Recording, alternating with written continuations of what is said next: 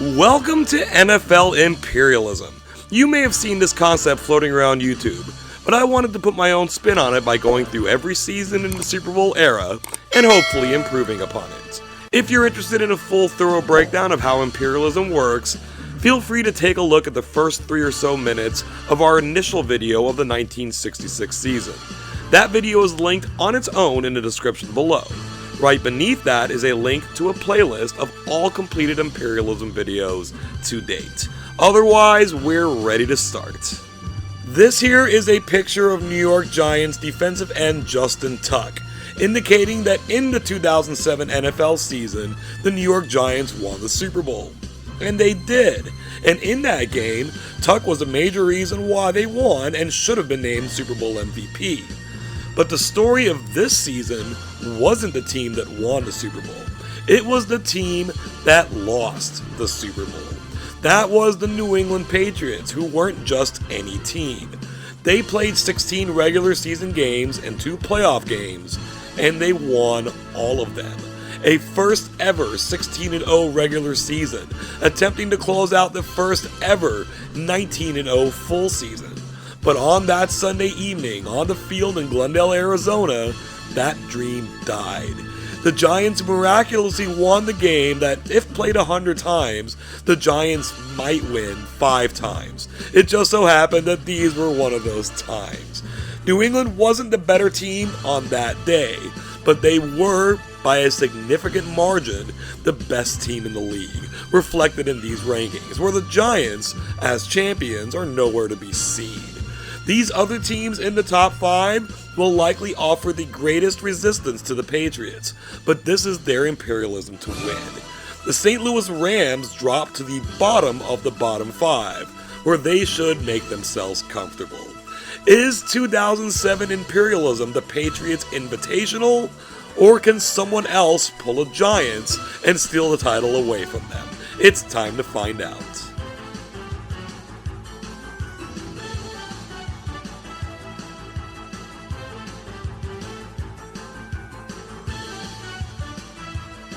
The Jets are the first team drawn onto the field. They're going to Philly to face the Eagles. The Jets lead by 7 in the second quarter, going for this field goal, but it's a fake. Chad Pennington's going to find a diving Lavernius Coles in the end zone. What a turnaround there, putting the Jets up by 14 as they go into the half, and the Eagles got shell-shocked by this and couldn't recover. The Jets go into Philadelphia and win this game 31-7. Sometimes you got to take a game by the scruff of the neck, and the Jets did just that. They will take over the Eagles' territory, notching 2007's first victory.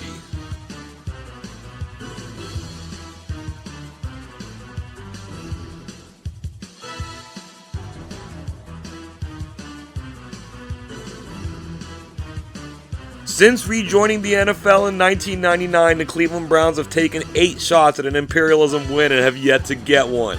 Going to Indianapolis doesn't seem like the best way to try, but that's going to be our next game. We had ourselves a little touchdown bonanza all here in the first quarter. First, Reggie Wayne for the Colts. That's Kellen Winslow for the Browns. Up the middle goes Joseph Adai, giving the Colts a 14-7 lead. This touchdown pass goes to Braylon Edwards, all in the first quarter again. Here in the second quarter, first and goal from the 2-yard line. This is a reverse to Reggie Wayne. He's able to get to the edge and score the touchdown. That will give the Colts a 21-14 lead. Cleveland pulled back a field goal before the half, so we enter the second half at 21-17, but they're threatening to score again. All sorts of movement on both sides of the ball. Quarterback Derek Anderson has all day and will find Braylon Edwards there for his second touchdown, and the Browns take their first lead. They lead 24-21. The Colts looking to get on the comeback trail. From the 26-yard line, Peyton Manning is looking downfield for Anthony Gonzalez. The Browns are able to hold him up at the 1-yard line, and that's important because after 3 failed runs, it's now 4th and goal. The Colts decide they're going to throw. Manning is going to go to Wayne, but the defender comes and knocks it down. The Browns take over deep in their own territory, and for some reason they're in the shotgun, and that didn't work. Robert Mathis will come in for the safety, so we now have a 1-point game.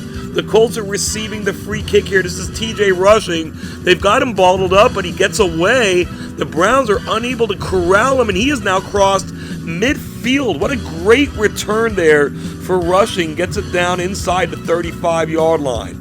On the very next play, again out of the shotgun, Peyton Manning's got time in the pocket, goes to Reggie Wayne, makes the catch. He's able to avoid his tackler here by the goal line, and what was going to be a 7-point touchdown has kind of turned into a 9-point touchdown.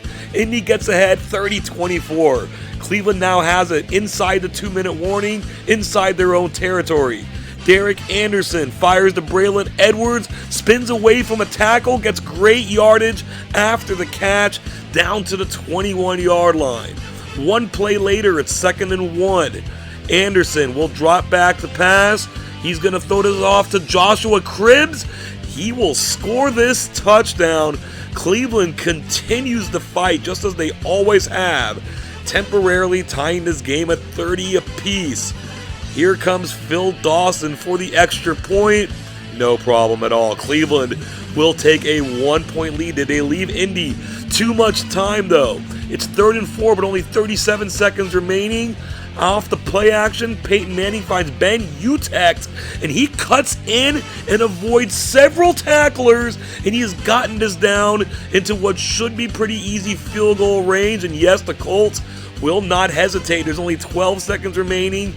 Adam Vinatieri is going to come out to kick this, lined up from 39 yards away. Not too much pressure coming. The kick is up, and it is no good. What a big miss there by Vinatieri. The Colts are going to wind up taking the loss in this one to the Cleveland Browns, 31-30. Adam Vinatieri always seems to come through in the clutch for the Patriots. As the Colts are the number 2 team this season, they serve as New England's biggest threat.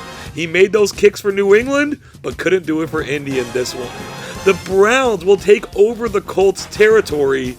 This is not only their first win since coming back to the NFL in 1999, it's their first imperialism win of any kind since 1994. They will be moving on.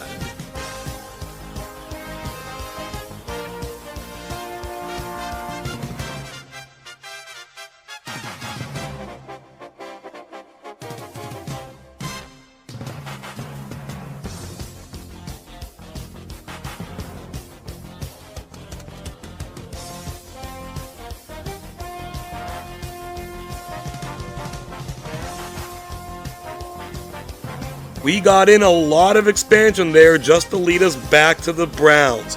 This time they're at home against their division rival, the Pittsburgh Steelers. After 2 first-quarter field goals, the Browns have it in the second quarter. This pitch will go out to Josh Cribbs. He really does it all for this team, running it out of the backfield as well. Cleveland gets out to a 13-0 lead. Pittsburgh's offense has been in neutral so far, but they're moving it now. They've got it down to the Cleveland 16-yard line. Ben Roethlisberger throws to Santonio Holmes. He'll make the catch in coverage. That was huge for Pittsburgh. It gets them back into the game at 13-7. It's now 13-10 as we enter the second half. The Steelers have the ball at their own 32-yard line. Willie Parker slithers his way through the middle, and he's able to turn on the speed. Cleveland can't quite get him down. He gets it to about the 25-yard line, a 44-yard gain. A few plays later, Parker takes the handoff around end and will do the deed himself, scoring the touchdown and giving Pittsburgh its first lead. They've scored 17 straight points. They lead by 4. The ensuing kickoff goes to Josh Cribbs. He's a threat every time he has the ball. This is no exception. He gets around enough guys, but they're able to corral him. But on the next play, he will catch the pass and run it in for the touchdown. Joshua Cribbs, the Swiss Army knife of this Cleveland Brown football team, puts the Browns back in the lead at 20-17. Pittsburgh has a 4th and 1 inside the 10. They're aggressively going for it, and aggressively going for it all. Santonio Holmes scores his second touchdown. The ping pong match continues. Pittsburgh's back up by 4. Cleveland is backed up at their own 15-yard line. The pitch goes to Jamal Lewis. He gets around on the edge, running down the sideline, picking up big yardage here to the 49-yard line, but he leaves the game injured. Replaced by Jason Wright, currently the president of the Washington Commanders. He takes his handoff, but it's a reverse to Braylon Edwards, and he's able to get in for the touchdown. Pittsburgh scored, Cleveland scores right back. They're in the lead again, 27-24. There's now 3:08 left in the game. The Steelers watched Braylon Edwards on the reverse. Now they're going to try Santonio Holmes. He looks like he's going for the sideline, but he cuts inside instead, spins away from a tackler, and he's making a great run inside the 20-yard line, 51 yards. They do nothing on first and second down. Here on third, Roethlisberger looks for Holmes. Touchdown, Santonio Holmes, his third of the game. Pittsburgh retakes the lead, 31-27. Cleveland, it's your turn. They're at their own 43-yard line. Derek Anderson is going to look for Edwards. He'll make the catch. Pittsburgh gets him down quickly. But just like Pittsburgh earlier, they do nothing on first and second down. What will third down bring? This is a quick pass to Edwards. He gets taken down. So with 31 seconds remaining, here on fourth down, they're going to pitch it to Wright. Oh, and he gets taken down immediately. That may have worked with Jamal Lewis, but it didn't work there. And the Steelers win this game 31-27.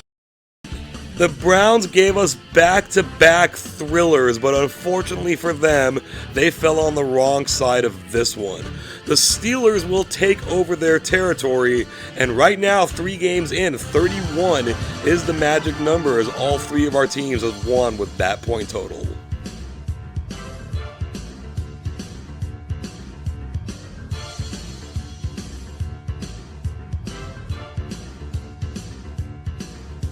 The arrow sends the Vikings to the southeast, but not far enough to the east to hit the Rams' territory. They'll be heading to Kansas City to face the Chiefs. A first quarter explosion led the way to a more defensive battle. Here the Vikings trail by 3. Bobby Wade makes the touchdown catch in the end zone to give the Vikings a 21-17 lead. They're going to tack on a couple of field goals in the fourth quarter, and after a 14-all first quarter, it went 13-3 the rest of the way. The Vikings get the win 27-17. Imperialism's most successful team notches another victory. The Vikings will take over the territory of the Chiefs, and they'll be looking to add to that win total as we continue on.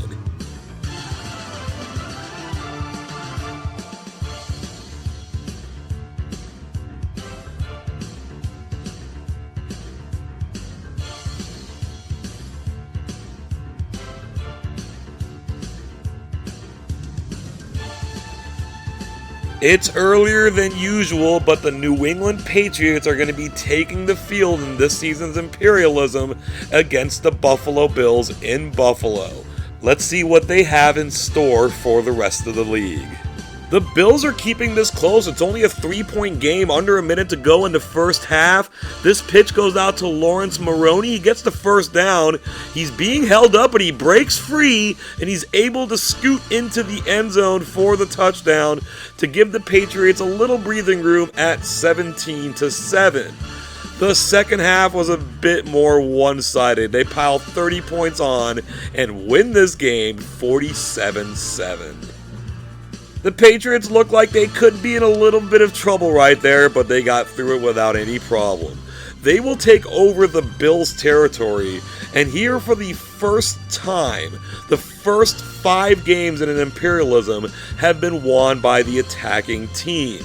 That broke the record of 4 times in 1976. The Imperialism champion that season was the New England Patriots. Might history repeat itself? We're skipping the expansion for this round. The wheel's going to land on the Pittsburgh Steelers.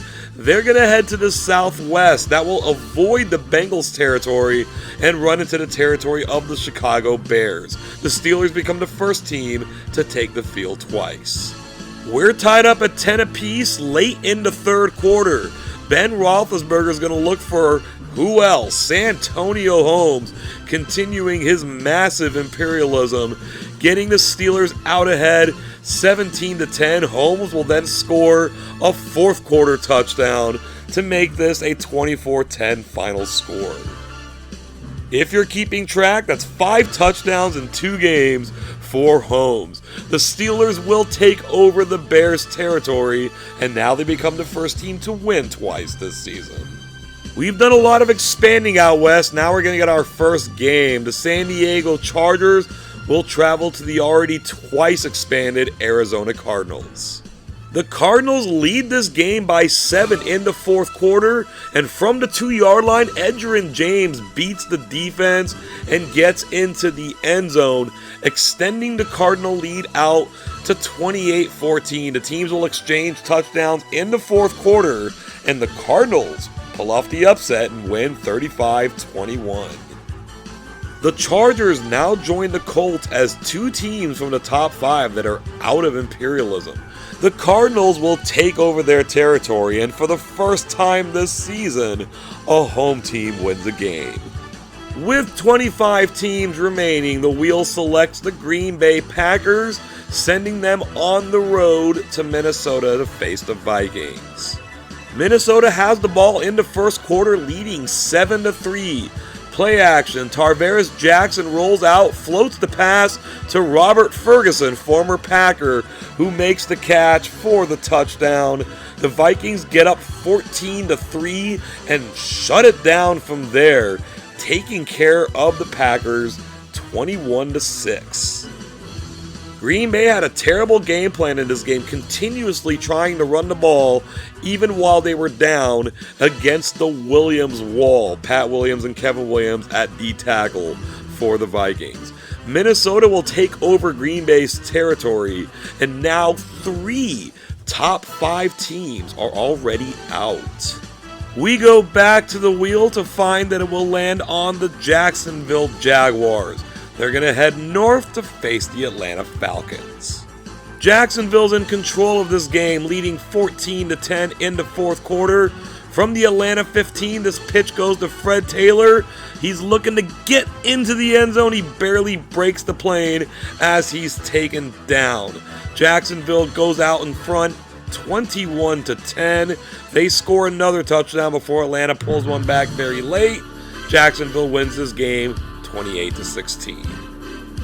We've seen the elimination of 3 top 5 teams. Now we see our first bottom 5 team go out. Jacksonville will take over Atlanta's territory, adding Georgia to their own territory.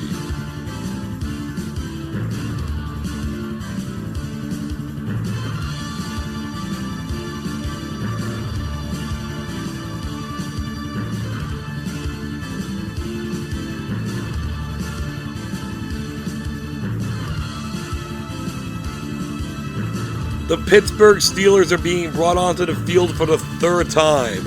They're being invaded by the Cincinnati Bengals. Tied up at 7 in the second quarter, the Bengals are on the march. This is a play action. Carson Palmer throws it to TJ Houshmandzadeh. That's a Bengals touchdown. They've gone into Pittsburgh and lead this game 14-7. We're still in the second quarter. Pittsburgh's marched it down to the Bengals' 4-yard line. It's 1st and goal. This is a pitch to Willie Parker, and he's able to get in for the touchdown. Parker had over 100 yards rushing in the first half alone. We're going to the second half now. We're tied up at 14 apiece. Pittsburgh has it from the Cincinnati 19. Roethlisberger will drop back to pass, looking for old reliable Santonio Holmes. Hasn't done much before that play, but this is a go-ahead touchdown, and the Steelers do indeed go ahead 21-14. Cincinnati looking to respond. We're still in the third quarter. Palmer drops back, holds it, throws to Houshmandzadeh. He'll make the catch, his 2nd touchdown of this game, and we're getting a great back and forth here. Cincinnati has tied things up at 21. It's now Pittsburgh's turn. They're in their own territory, out of the shotgun. This handoff will go to Willie Parker, and he continues with his massive game with a massive gain, getting it well into Cincinnati territory on a 30-yard run. They've moved it down to 3rd and goal from the 3. This time Parker gets stuffed in the backfield. That's going to lead to a Pittsburgh field goal. Cincy will have a chance to take the lead here. This handoff goes to Kenny Watson, cuts it in and around, getting himself a nice gain as well. 24 yards for Watson. Now Cincy find themselves on the Pittsburgh 16. It's 3rd down. 3 will tie it. They're going to be looking for more, but Palmer forces that pass, and Ike Taylor is there for the interception. With less than 3 minutes remaining, Pittsburgh's going to be looking to run this clock down. They've gotten it past midfield. They're going to pound it again. Willie Parker is close to a 1st down. That ball is loose. Cincy don't land on it, though. Parker is going to scoop it up himself and remarkably run it in for a touchdown. You're allowed to recover your own fumble within the 2-minute warning and advance it, and Parker did just that. But Cincy quickly moves it down to the 2-yard line. The direct snap to Kenny Watson goes for the touchdown. There's only 21 seconds remaining here. The Bengals go for 2 but miss it, trying to put themselves in a position to win with a field goal, but they still have to get this onside kick either way. It's laid down and the Steelers recover it. Eventually they go down and they survive it in the end, beating Cincinnati 31-27. And 31-27 is the exact score by which they beat the Browns. Crazy enough that both of those teams are the division rivals from the state of Ohio. The Steelers take over the Bengals' territory, not a big land grab compared to what they already have, but it was still a big win for them. With 10 teams now eliminated this season, the Patriots are chosen on the wheel. They're heading down to the Southwest. For the second time, they'll be playing a division rival, the New York Jets. And for the second time, this game is close as we near halftime, but Randy Moss single-handedly is trying to change that. It was 10-6 before that catch and run for a touchdown. That made it 17-6 going into the half.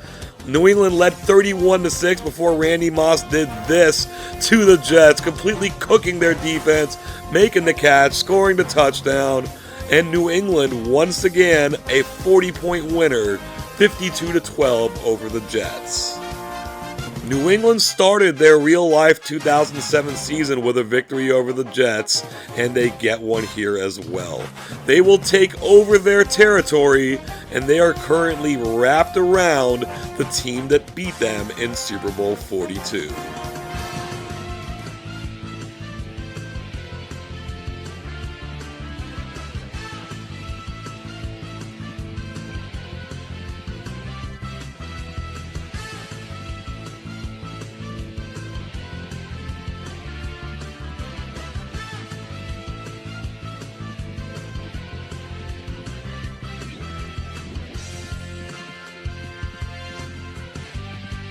We get in another long run of expansion before finally landing on this game, the Tampa Bay Buccaneers at the Miami Dolphins. On just the second play of the game, the Dolphins line up at their own 8-yard line.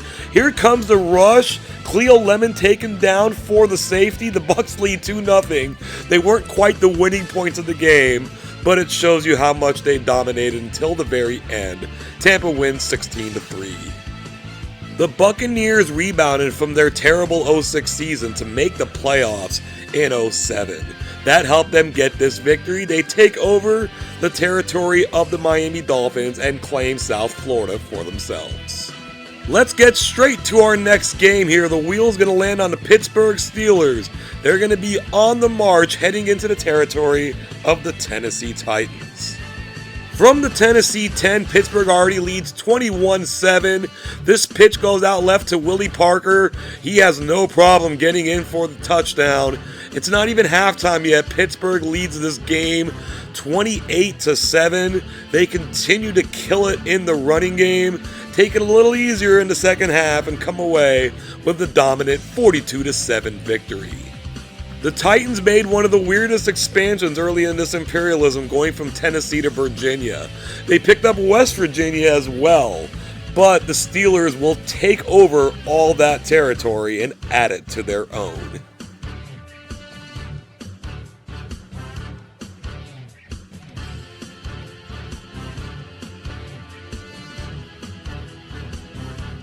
We saw the Cleveland Browns pick up their first win in their new iteration. Houston has yet to get their first win. They welcome New Orleans for that opportunity. With the Titans already eliminated from this season's Imperialism, the Texans will slide into the uniforms of the Oilers, the team they replaced. In the fourth quarter, the Saints trail by 7, but they've moved the ball into Houston territory. But this pass from Drew Brees is intercepted by DeMarcus Faggins. He gets a pretty decent return. Houston has the ball. They've marched it down to the Saints' 8-yard line, but it's third down. This handoff goes to Ron Dane, well known for power, uses his elusiveness to get through the Saints defense and to score this touchdown. That makes it 31-17, and here we have it, folks. The Texans pick up their first ever Imperialism victory. In between the Saints' breakout season in 06 and their Super Bowl title in 09 was a little bit of a lull, so this isn't that big of an upset, but Houston will take over the Saints' territory, and they're moving on. We're ready to head back out west. The wheel will land on the Arizona Cardinals. They've shown out earlier in this Imperialism, but now they got to travel to Dallas to face the Cowboys. We're tied at 14, but the Cardinals are forced to punt deep in their own territory.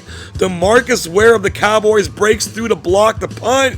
Chris Canty picks it up right in front of the goal line and strolls into the end zone with it for the touchdown. Dallas will get ahead now 21-14, and they're able to hold that out the rest of the way, winning this game 42-28. The Cardinals are on the upswing, but the Cowboys weren't a top 5 team in 2007 for nothing. Dallas will take over their territory, and this is the farthest west on the map that we've seen the Star go in quite a while. We're going to go ahead and stay out west. The wheel will land on the Oakland Raiders. They're going to travel across the bay to face the 49ers. Quite frankly, these are two bad football teams. San Fran entered the fourth quarter trailing 13-9, but they've since taken the lead, and they're looking for more, and Frank Gore is the guy to do that for them. He goes up the middle, dodges a couple of guys at the goal line to score the touchdown, extending the 49er lead out to 23-13. The Raiders scored literally as time expired to get this a little closer, but the 49ers win it 23-19. The Niners can feel proud of themselves. They win this game, they take over the Raiders' territory, but the idea of them going much further seems unlikely. We've now seen half the teams get eliminated. The Baltimore Ravens are selected on the wheel, and this is not good news for them. They're a bottom 5 team, and they have to travel to face the New England Patriots. The Ravens will be in the uniforms of the Green Bay Packers in their 3-4 defense. New England kicks 2 quick field goals to start the game, but they're looking for more here. Tom Brady fires a pass to tight end Benjamin Watson. He will cakewalk into the end zone, putting the Patriots ahead 13-0, and a little bit of role reversal in this game. They did all their damage early, leading 33-3 at the half, before absolutely crushing Baltimore 47-3. The Patriots won each of their first 2 games by exactly 40 points. They went a little bit further and won this one by 44. They will take over the territory of the Baltimore Ravens, and with all the success they've had so far, they look like they're going to be very tough to beat. We go back to the wheel. It's going to be close, but it's going to hit the Rams. They're going to be heading southeast. That will hit the territory of the Pittsburgh Steelers, the bottom-ranked team going on the road to face the team with the most victories so far this season. The Rams are holding tight, trailing 10-7 in the fourth. They're forced to punt here, but it's blocked by the Steelers, and it's going to be scooped up by James Harrison. He runs it in the rest of the way. This is the second blocked punt return for a touchdown that we've seen in this season's Imperialism. The Steelers get out ahead 17-7, and they're going to get away with a 24-13 victory. This was a game where the Rams could have easily been blown out of the water, but they played a lot better than they probably had any right to. That said, the Steelers defeat them, they take over their territory, and they've now extended their leading win total to 5. This won't be the first time the wheel lands on the Seattle Seahawks, but it will be the first time the arrow doesn't take them to open land. They've got to take the field in Denver against the Broncos. We're tied at 7 in the first quarter. Seattle, from the Denver 14-yard line, will get this pass over to Marcus Pollard. He'll run it in for the touchdown, extending the Seahawk lead to 14-7. We've had another exchange of touchdowns. Seattle now leads 21-14 from the Denver 5-yard line. This is a reverse to Bobby Ingram. The Broncos pursue but cannot corral. Seattle has been extremely proficient with the football in the first half. They will lead at the half 28-14. Denver needs to get something going here. They've taken it to the Seattle 21, and maybe they saw the reverse that Bobby Ingram ran with the Seahawks and are trying one of their own to excellent success. That is Brandon Marshall taking it in for the score. Denver has closed in on Seattle now. It's a one-score game at 28-21. Denver gets the ball back at their own 20-yard line, and they don't want to waste time. Jay Cutler throws this deep to Brandon Stokely, makes the diving catch to get into Seattle territory. It is now 1:10 remaining in the third quarter. This pitch goes out to Selvin Young. He hasn't done much of anything in this game, but picks up some great blocks, avoids a diving defender, gets it down inside the 2-yard line, and on the very next play, the man who started it all, Brandon Stokely, makes the touchdown catch. Denver has clawed back into this game and have tied it up at 28. Seattle went dormant in the third quarter, but here they come in the fourth. From the 29-yard line, Hasselbeck gets hit as he throws, and that ball is intercepted inside the 1-yard line by Champ Bailey, just barely missing being a touchback, so Denver has to take over from that spot inside the 1. The run to Selvin Young doesn't work. The Seahawks converge. Kelly Jennings gets the safety. They now lead by 2 points. They burn some clock after the free kick, but now from the Denver 42, Matt Hasselbeck's going to look deep to Nate Burleson. He makes the catch inside the 15. But after a sack and an incompletion, it's 3rd and 17. Hasselbeck hangs in the pocket, but does so for too long. Elvis Dumerville gets in for the sack. Now from the 30-yard line, they will kick this field goal. Interesting choice. If they miss, Denver's going to have good field position. Josh Brown is tasked with this 48-yard field goal. He puts it up and he puts it through. It's 33-28. Denver needs to reach the end zone. They have it at their own 40-yard line, 1:19 to go. Jay Cutler, he's going to find his tight end. Tony Scheffler has to come back to make the catch. Had that been a better throw, maybe Denver gets very close or scores. Now it's 4th down. Cutler quickly throws to Stokely. That wasn't going anywhere. Incomplete, and a 5-point fourth quarter provides Seattle with a 5-point victory over Denver, 33-28.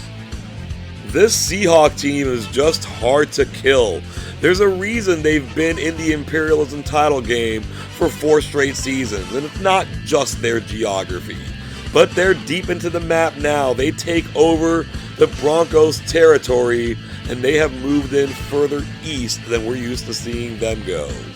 The next spin of the wheel is going to be landing us on the Carolina Panthers. They're going to head to the southwest. We changed Carolina's background color when the Titans got too close to them. Those colors clashed a little bit, we wound up keeping it the rest of the way. They're taking the field to face the Jacksonville Jaguars. Jacksonville's in complete control of this game, leading 21-0 in the fourth quarter. David Garrard has time in the pocket, floats a pass to tight end Mercedes Lewis. Makes a great catch between two defenders, taking the hit and holding on to the ball. The Jaguars streak ahead 28-0. They tack on a field goal. They get the shutout here, 31-0. Not only are the Panthers our defending Imperialism champion, but they've had some good runs in the last 3 or 4 seasons. That ended with a big thud right here. Jacksonville will take over their territory, and 20 teams have now been eliminated.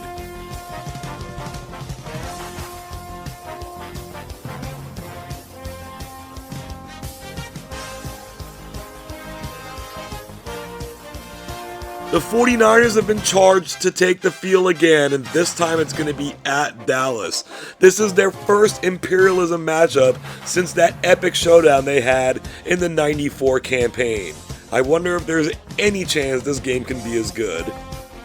No, there really isn't. Even here in the first quarter, scoreless, we kind of know that. Tony Romo looks toward the end zone, finds tight end Jason Witten in the seam for the touchdown. That gives the Cowboys a 7-0 lead, and Witten's touchdown were the winning points in this game. Niners defense wasn't too bad, but they take the shutout loss here, 27-0. We've had a good deal of scoring in this Imperialism, but we've now had back-to-back shutouts. The Cowboys will take over the 49ers territory, claiming the rest of California in the process. Our next elimination will bring us down to 10 teams. The Cowboys are back on the field. They're headed up to face the Seahawks. I would say either of these teams have the first and second largest piece of land, so this game will certainly be for the new largest piece of land. It's a defensive struggle. Dallas leads 7-0 in the third quarter. This pitch to Julius Jones will lead to the Cowboys' second touchdown of the game. They lead it 14-0, and the Seahawks offense was just nowhere to be seen. And remarkably, we have a third consecutive shutout here. The Cowboys go to Seattle and win it 14-0. We saw Carolina's run come to a crashing end, and now we have Seattle's. In the Imperialism title game, 4 straight years, including 1 victory 2 seasons ago, they're now done. Dallas will take over their territory, and they own just about the entire western portion of the U.S.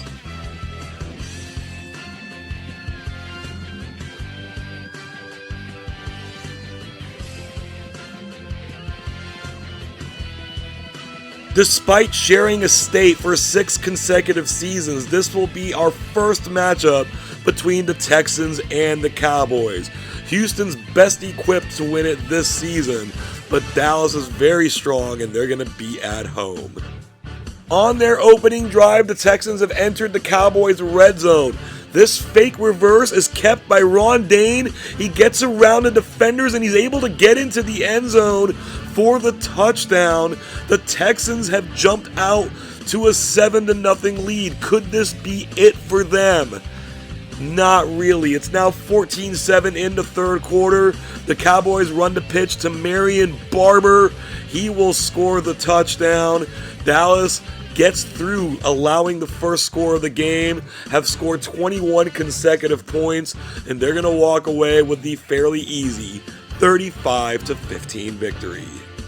This is the Cowboys' third consecutive victory. They were the NFC's #1 seed in 07, but they lost at home in their first game. Maybe that's why they're not remembered as such a great team this year, but they truly were.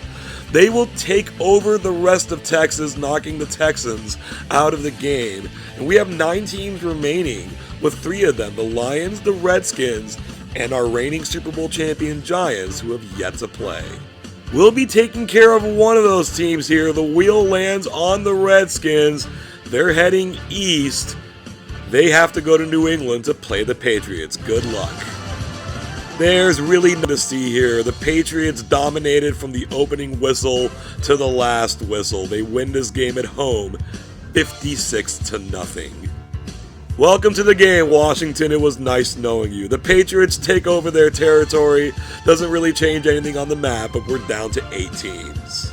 And from those 8 teams, we have landed on the champion New York Giants, where on the map they are completely surrounded by the Patriots. It's time for the Super Bowl 42 rematch. This time the Patriots are going to have home field advantage. The Giants are only still in this game because they've held the Patriots to 4 field goals. Here as the third quarter is expiring, this Eli Manning pass is badly overthrown. James Sanders makes the interception for the touchback. It remains 19-0 heading to the fourth quarter, where this touchdown pass goes to who else but Randy Moss. Gets into the end zone, extending the Patriot lead out to 26-0. And the Giants offense truly turned back into a pumpkin in this game. 26-0 is the final score victory. Couple of things here. First of all, let's take the map situation out of the way. The Patriots will take over the Giants' territory. This is our 4th shutout in 5 games, and also the 4th time Imperialism's taken place during a season in which the Giants made the Super Bowl. In all 4 of those seasons, they went one and done.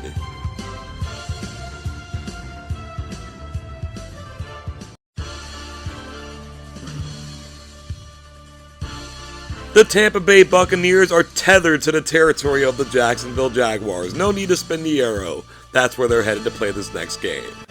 It's another defensive struggle. It's 3-0 Tampa in the third quarter. Maurice Jones-Drew goes up the middle. The Bucs have him held up for about a 9-yard gain, but he breaks away and takes off down to about the 13-yard line.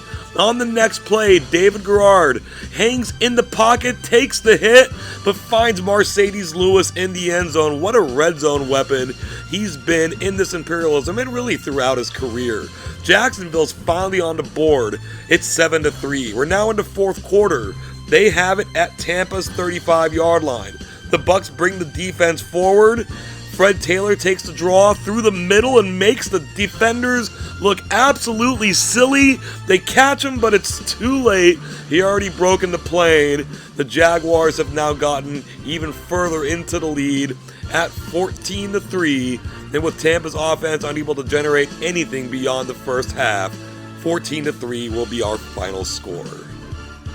We talked about how Tampa was a playoff team in 2007. So too were the Jaguars. In fact, they won in the first round and got to the final 8.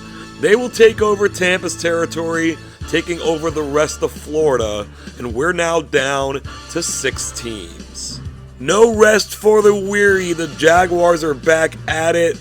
They're heading into the territory of the Pittsburgh Steelers. We mentioned the Jaguars won a playoff game in 2007.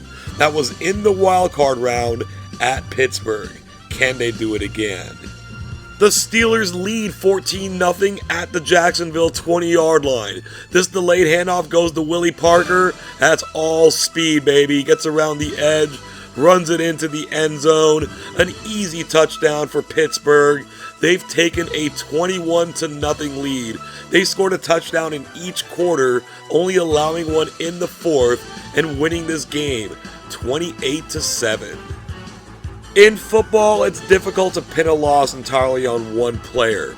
But in this game, Jaguars quarterback David Garrard took 9 sacks, majority of which can be construed as having plenty of time to throw. Pittsburgh will take over Jacksonville's territory. We're down to 5 teams. The Lions have yet to see the field. The Steelers and the Cowboys are threats, even though the Patriots are a clear favorite. And even Minnesota, a team that went 8-8, still had 7 Pro Bowlers with 6 AP All-Pros. We're deep enough in the game now that the Lions are ready to join in. They're heading to the Northwest. That's going to catch the territory of their division rival, the Minnesota Vikings. Detroit has scored to make this a 13-7 game, but the Vikings have moved it downfield. They hand it off to Adrian Peterson, breaks a tackle, and takes off. The rookie running back took the NFL by storm, setting a league record for rushing yards in a single game that still stands. That touchdown makes it 20-7. Peterson will score another one to give us our final of 27-7. As we mentioned, even though Minnesota was 8-8, they still have a litany of stars on their team, and they stepped up in this game. The Vikings take over the Lions' territory, and we're heading down the home stretch now.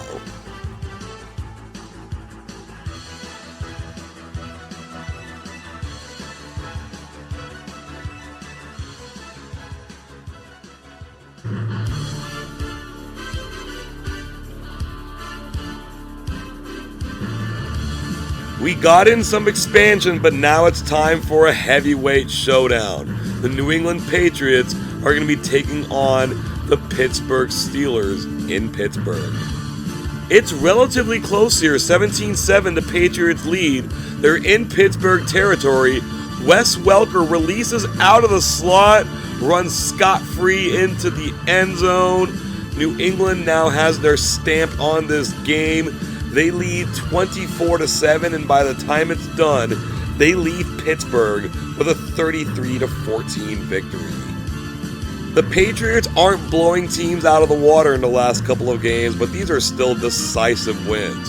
And this one came over a team that had compiled 6 this season alone. The Patriots will take over the territory of the Steelers, and the way the map is set up right now makes it extremely likely that the Vikings will be in the next game, although there is a tiny chance that the Patriots can burrow through Alabama and Mississippi to get to the Cowboys.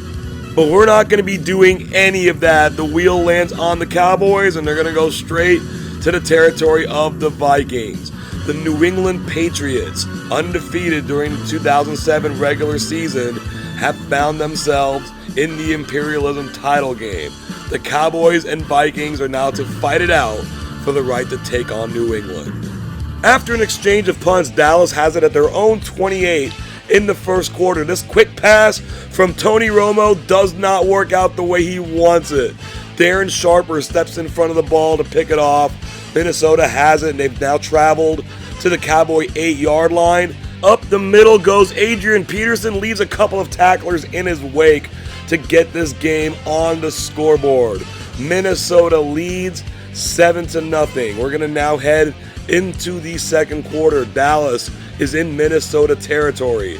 Tony Romo hands it to Julius Jones. It's a reverse to Terrell Owens. He picks up a first down and gets quite a bit more, taking it inside the 20-yard line.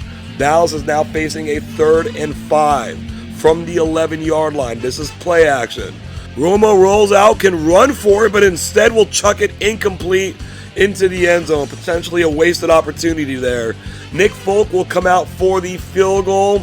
It's a little shaky, but it goes through. It's 7-3 now as we enter the second half. Minnesota has traveled to the Cowboy 23-yard line. Tavares Jackson tries to squeeze in a pass, and it's intercepted by Cowboys safety Ken Hamlin. He's going to get a somewhat decent return out of this, but Dallas can do nothing against the Viking defense. Minnesota once again now at the 14 of the Cowboys. Jackson looks for Sidney Rice in the end zone, and the other safety, Roy Williams, has picked this pass off. But Dallas will join Minnesota in wasting yet another opportunity. The Vikings have it. It's 3rd and 10, and they don't want to throw it anymore. I don't blame them. Adrian Peterson goes up the middle. The Cowboys give chase, but he spins away. And with 1:49 to go, the Vikings have gotten out to a 14-3 lead. That will leave Dallas some time to work with. They need to get it going offensively. Tony Romo drops back the pass. A downfield pass to Terrell Owens qualifies as something offensively. A good play for Dallas, but they've taken a bit of time getting it down to the 6-yard line. 29 seconds only remain. This is play action. Romo dumps it off to Marion Barber, and the Cowboys have finally scored a touchdown with 18 seconds left in the game. That will make it 14-9. Dallas will come out wisely and go for 2, and Barber gets it. A 3-point game, 18 seconds to go.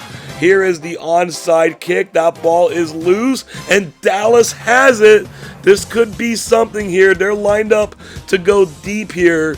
The Vikings back up their defense a little bit, but here comes Kevin Williams, part of the Williams wall, to get the sack, and that will put this game away. The Vikings win 14-11. And with that win now stands the most daunting task before them.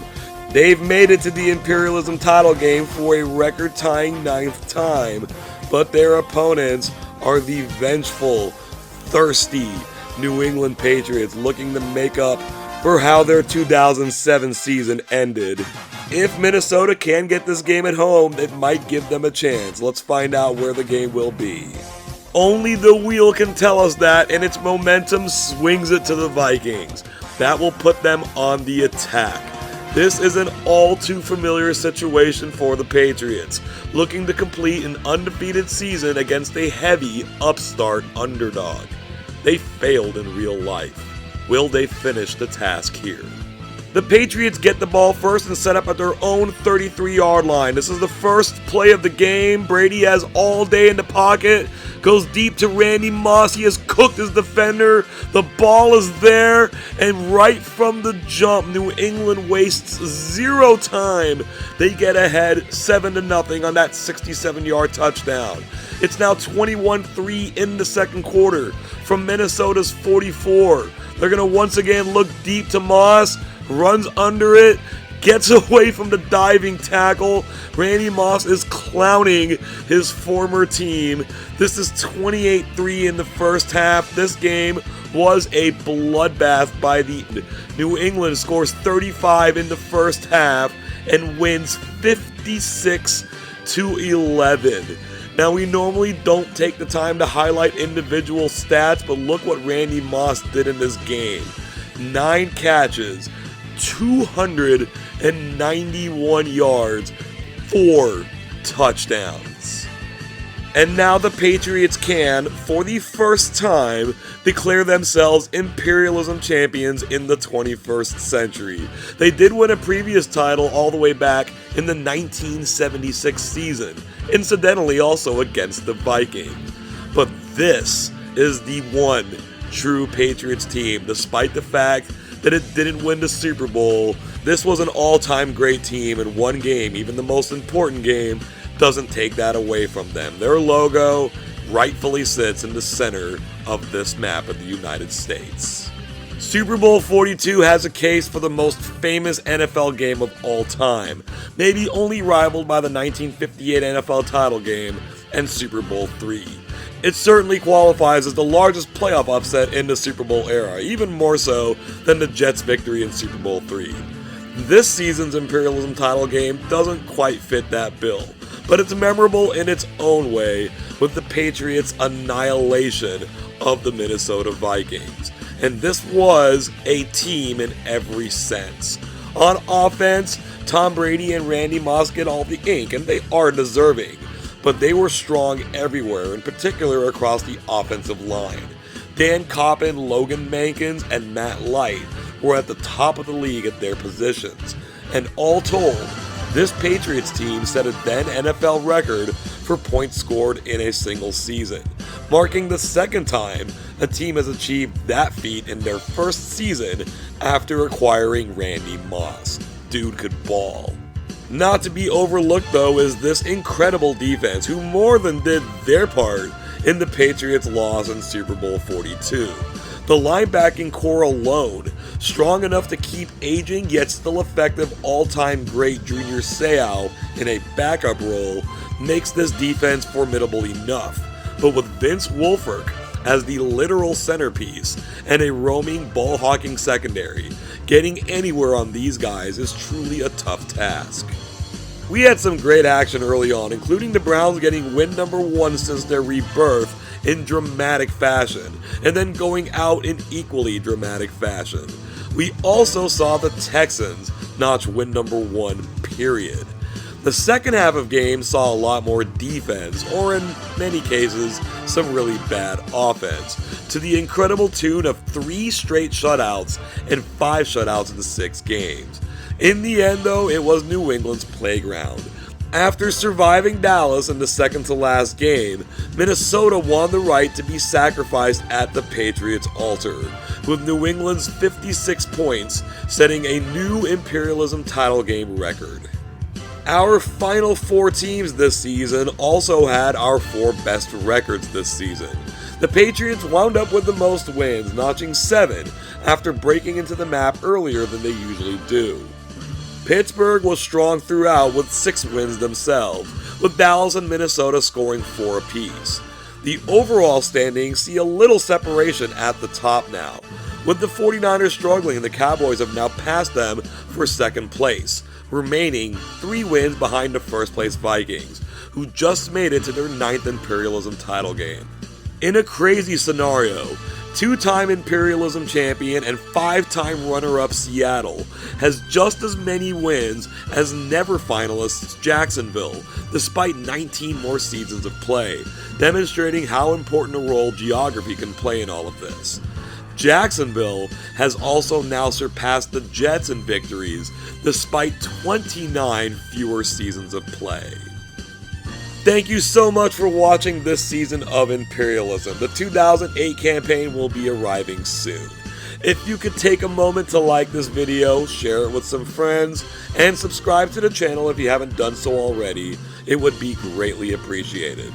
Don't forget to ding that bell for future notifications. It most assuredly does not make up for the fact that the Patriots lost their undefeated season in Super Bowl 42, but solace can be taken in their Imperialism redemption. The New England Patriots reigned supreme over the United States, and they did so in dominant fashion. Thank you again so very much for joining us, and until next time, I hope you have an awesome day.